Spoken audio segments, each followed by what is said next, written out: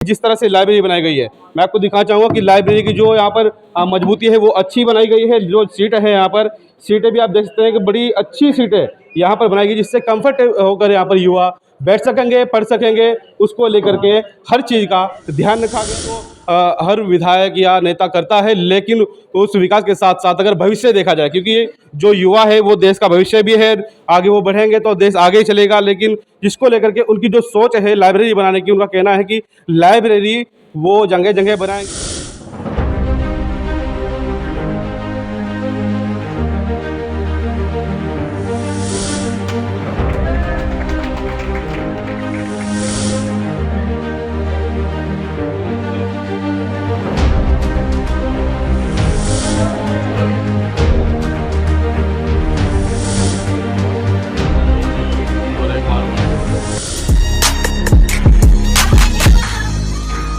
आप डॉक्टर भीमराव अंबेडकर जो भारत रत्न आप भी जानते हैं, जिन्होंने देश का संविधान लिखा और देश के संविधान के अनुरूप ही आज के समय में जो लोकतंत्र है वो चल रहा है। लेकिन उसी के अनुरूप अगर देखा जाए, झबेड़ा विधायक वीरेंद्र जाती भी उनके नाम को लेकर आगे बढ़ रहे हैं और उन्हीं के नाम से आज लाइब्रेरी का उद्घाटन करने के लिए जा रहे हैं। मैं इस वक्त झबेड़ा विधानसभा के गरजुड्डा गांव में मौजूद हूँ और यहाँ पर जो लाइब्रेरी बनाई गई है वो लाइब्रेरी के मैं आपको दिखाना चाहूँगा, उसकी तस्वीर आपको दिखाना चाहूँगा कि ये जो 52 सीटर लाइब्रेरी यहाँ पर बनी है।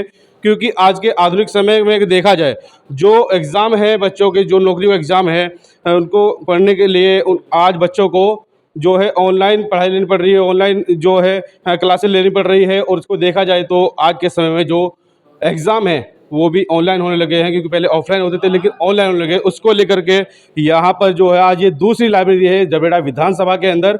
और यहाँ पर जो युवा है वो हमारे साथ मौजूद है, क्योंकि युवाओं को जो पहले रुड़की जैसे शहर को जाना पड़ता था लाइब्रेरी में पढ़ने के लिए, कि वहाँ भी जाने की उनको दूरी भी तय करनी पड़ती थी, उसको लेकर के अब इन युवाओं को पढ़ने का जो मौका है वो इनके गांव में ही मिल गया है। और अब यहीं पर जो छात्र है, जो युवा है, जो तैयारी करने चाहते हैं सरकारी नौकरी की, वो यहीं पर ही पढ़कर अपनी तैयारी कर सकते हैं। कुछ युवा हमारे साथ मौजूद है।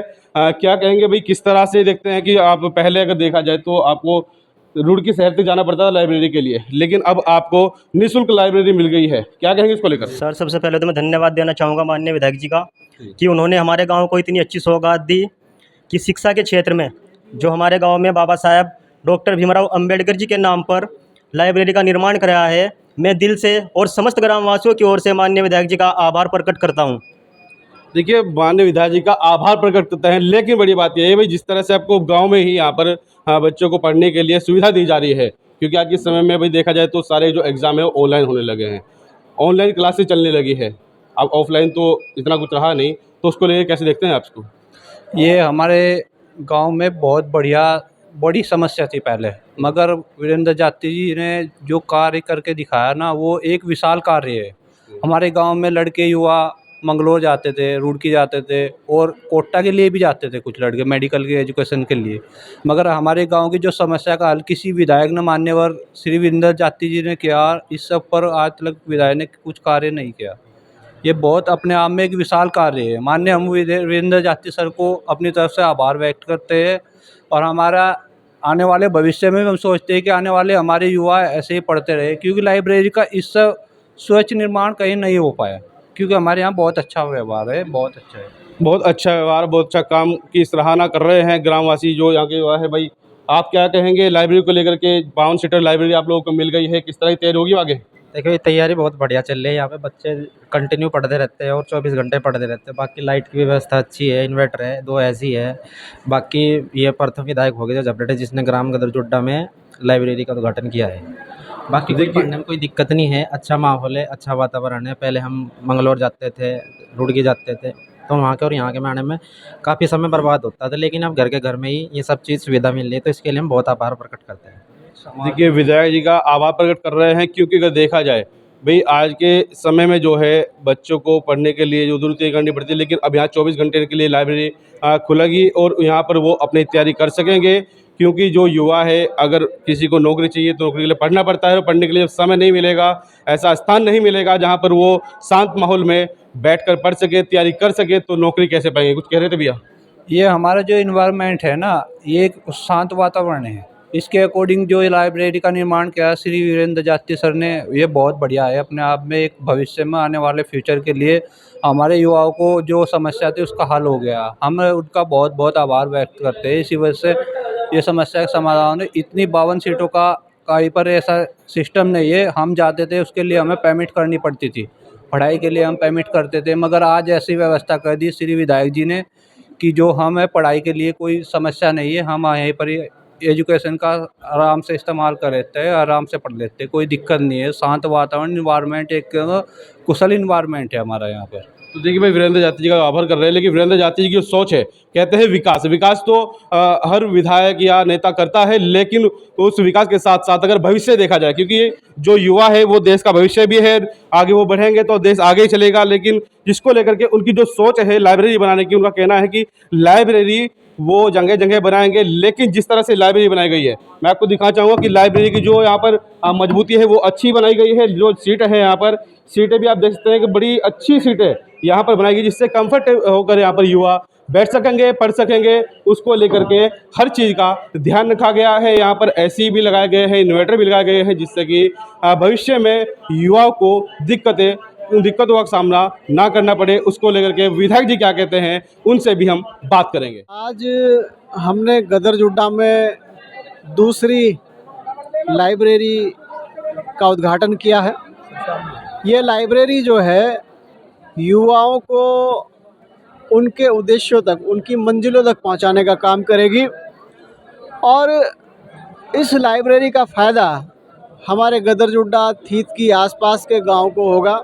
पहली लाइब्रेरी हमने झबरेड़ा शेरपुर खेलों में खोली थी, उसका सफलतम संचालन अभी हो रहा है और इस लाइब्रेरी का संचालन भी सफलतम होगा। एक दिन मैंने शाम के समय कुछ बच्चे यहाँ बैठे थे, उनके रिव्यू भी लिए थे, तो इस लाइब्रेरी का संचालन भी सफलतम होगा। और देखिए, बहुत सारे लोग हैं, बहुत सारे नेतागण हैं जो बाबा साहब डॉक्टर भीमराव अंबेडकर जी का नाम लेकर के वोट मांगते हैं, लेकिन उनकी आइडियोलॉजी पर कोई चलता नहीं है। संविधान निर्माता बाबा साहब डॉक्टर भीमराव अंबेडकर जी ने कहा था, शिक्षित बनो, संगठित रहो, संघर्ष करो। तो शिक्षा को लेकर के वो हमेशा बहुत गंभीर, और शिक्षा की वजह से ही बाबा साहब डॉक्टर भीमराव अंबेडकर जी को जाना गया। तो शिक्षा के क्षेत्र में काम करना, उनकी आइडियोलॉजी पर चलना, ये हमारी प्राथमिकता है। इसी के क्रम में दूसरी लाइब्रेरी का उद्घाटन आज गदरजुड्डा में किया गया है और गदरजुड्डा और आसपास के क्षेत्र के युवाओं को बहुत लाभ यहाँ मिलने वाला है। देखिए, बिल्कुल आप बिल्कुल सही कह रहे हैं। जहाँ शिक्षा और चिकित्सा ये प्राथमिकता है। चिकित्सा के क्षेत्र में मैं आपको बता दूं, लगभग 10 करोड़ रुपए की लागत से 4 मंजिला हमारा अस्पताल झबरेड़ा में बिल्डिंग में कंस्ट्रक्शन का जो काम है वो चल रहा है। लगभग वो तैयारी पर है। अगले 6 महीने में हम उसको ऑपरेशनल कर देंगे। कुछ लोग कह रहे देखिए, कुछ लोग ऐसे भी हैं जो राजनीतिक द्वेष के कारण ऐसी चीज़ें बोल रहे हैं। मैं उनको कहना चाहता हूँ कि भाई, वो जो कहावत है ना कि हाथ कंगन को आरसी क्या और पढ़े लिखे को फारसी क्या, ये काम है, ये दिखता है और जनता में बोलता है। पूरे देश में मुद्दा चल रहा है। हमारे नेता राहुल गांधी जी ने इलेक्शन कमीशन को और सरकार को बेनकाब किया है और वोट चोरी, हमारे हक हुकूक और लोकतंत्र पर सीधा हमला है। लोग पहले कई बार गए भी हैं और उस फील्ड में, कृष्णा नगर में, हमने काम भी किया है। अगर आप स्कूल के सामने जा कर के देखेंगे गली नंबर 20 में, तो लगभग 60 लाख रुपए का काम, दोनों तरफ नाला और सड़क का निर्माण हमने वहाँ करवा दिया है। गली नंबर 25 हमने पूरी करवा दी है। राधा कृष्ण के मंदिर की तरफ जो गली है वो हमने पूरी करवा दी है, नालियाँ बनवा दी हैं। कुछ जगहों पर समस्याएं अभी हैं। आपके माध्यम से ये भी कहना चाहता हूँ कि अभी माननीय मुख्यमंत्री जी हरिद्वार आए थे। उन्होंने हरिद्वार में आकर के घोषणा की कि भाई हम कृष्णा नगर की जल निकासी का समाधान करेंगे। ये घोषणा तीसरी बार है। 2019 में भी उन्होंने घोषणा की, 2022 में भी कृष्णा नगर के लिए घोषणा की। भारतीय जनता पार्टी के लोग देते हैं, हम वैसे नहीं हैं। आप जा कर के देखिए, हमने कृष्णा नगर में काफ़ी काम स्थलीय रूप से किया।